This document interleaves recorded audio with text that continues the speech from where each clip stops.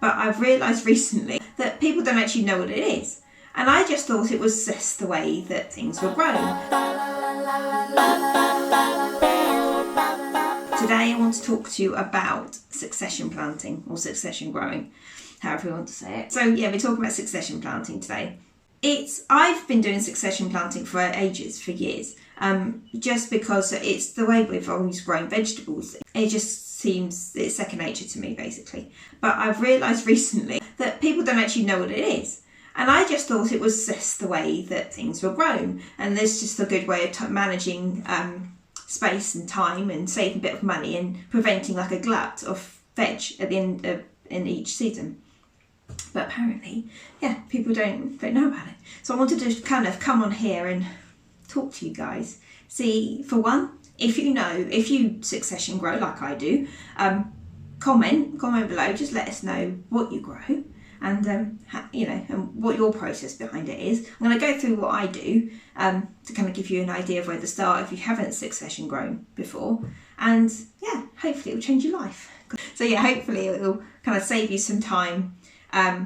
Prevent a glut, like loads and loads, harvesting loads of vegetables at the same time. It can really be difficult to store, waste money, waste of vegetables, all sorts of things. So we'll go over this in a second. The process of succession planting is to batch quick growing, quick to harvest and quick maturing vegetables and fruit. I do it more with vegetables than fruit. So the vegetables that I do and that you can succession grow, again, let me know in the comments if there's any others that you succession grow as well, because there's plenty you can do it with. There's loads of like quick to harvest vegetables out there. So I use it for my lettuces and my salad greens, radishes, spring onions, carrots, my peas, my sugar snap peas, and sometimes we grow beans, but we don't always grow beans each year. But I always, without fail, every year, sugar snap peas. It's our favourite. So yeah, I succession grow those through the year. So yeah, as I say, those are the vegetables that I succession grow in the garden. They're all my basics for like the summer, really, right through to late summer, autumn time. It's like the carrots will go on a bit longer. Lettuce I stop growing towards midsummer. And then they should see me through then to the end of summer, beginning of autumn, that last crop. I don't grow them any later than that, because as soon as the temperature starts to drop, they don't grow so quickly, and they tend to either go straight to flower, which is no good for anyone because the leaves are bitter, or they go all mushy and they just get affected by the cold and it's just no good. So I tend to stop them sort of midsummer, and then that'll be the last crop then. So yeah, so lettuces, salad greens, radishes, carrots, spring onions, and peas and beans. Those are the ones that I do as a succession crop. But let me know if you do any different, because as I say, there's loads that you can do as a succession crop. I can't talk, I apologise. Words are hard.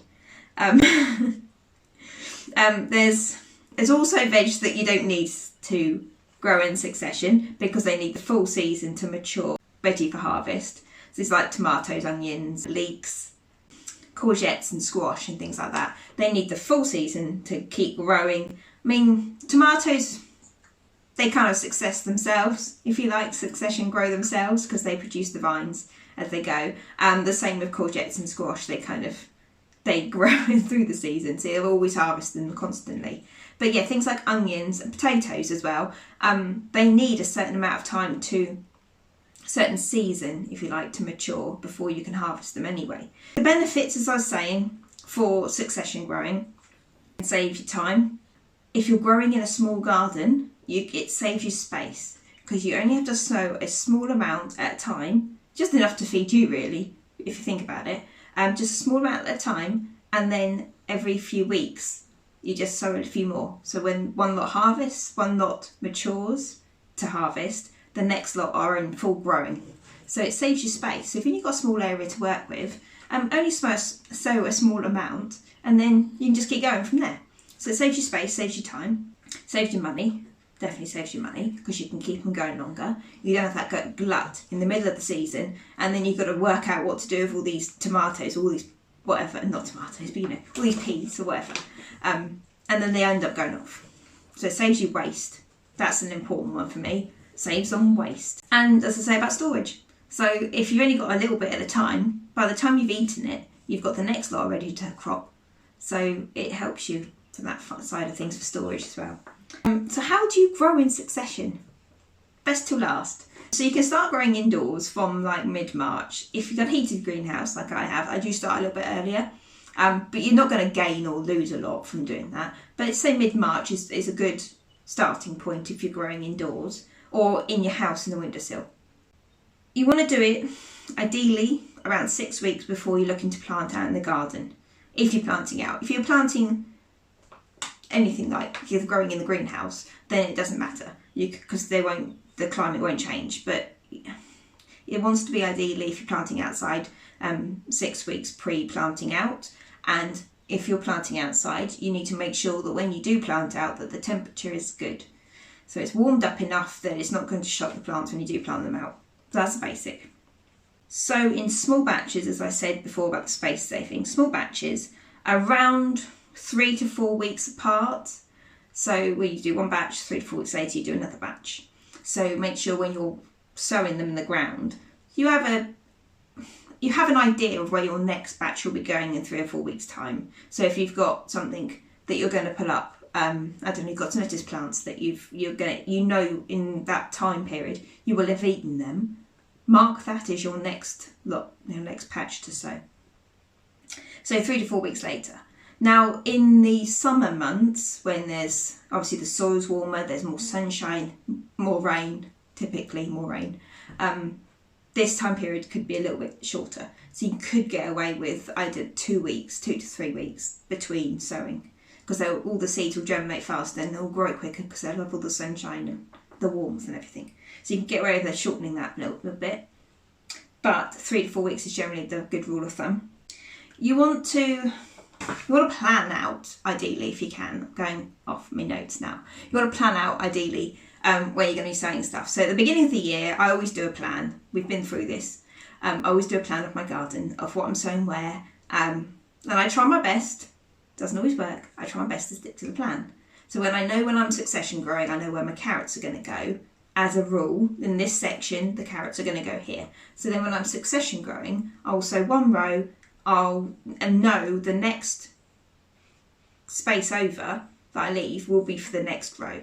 So then I'm constantly doing that. Now I start my carrots inside in root trainers, in the greenhouse, in root trainers, which are like, if you've not seen a root trainer before, it's just like it's kind of like a plug tray. It's a little framework, and they're like individual, what do you call them, like sections of pots. And they come apart, and you fill them with compost, and then sow things that need good roots. Sweet peas are good to go in them as well. They train the roots to go down, and then by the time you see the roots sort of starting to come through the bottom, ideally you don't want them to, but if you start to see them come through the bottom, you know they're ready. But they're good for long-rooted plants. So parsnips are really good for that as well. And when you plant them out, they've got a good section of soil around them that the roots don't get affected when you transplant them.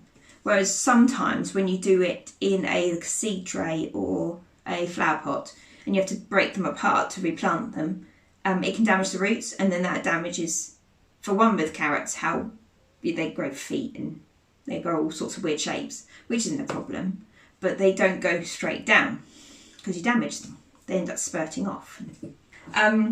So yeah, that was a tangent, sorry. Plan out where you're putting things. This is what happens when I go off subject, when I go off my notes. I kind of go off on tangent.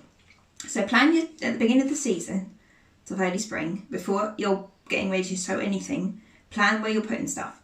So when you know what you've got, check your rows, you know which section, what vegetables are going in this section, mark your spacings, do your first row seeds, and then you know the next row that you've marked will be your next succession. So you have harvest, succession, and I usually go at 4, and then that's it, and then I start again. So you can kind of work it out from there, but planning's a really good way of kind of knowing what you're going to get in a season as well, how many harvests, that's the word, how many harvests you can get in a season. It's fine, words are hard. And then, yeah, you can carry on from there. So yeah, you can carry on growing with succession crops right through to the end of summer, early autumn,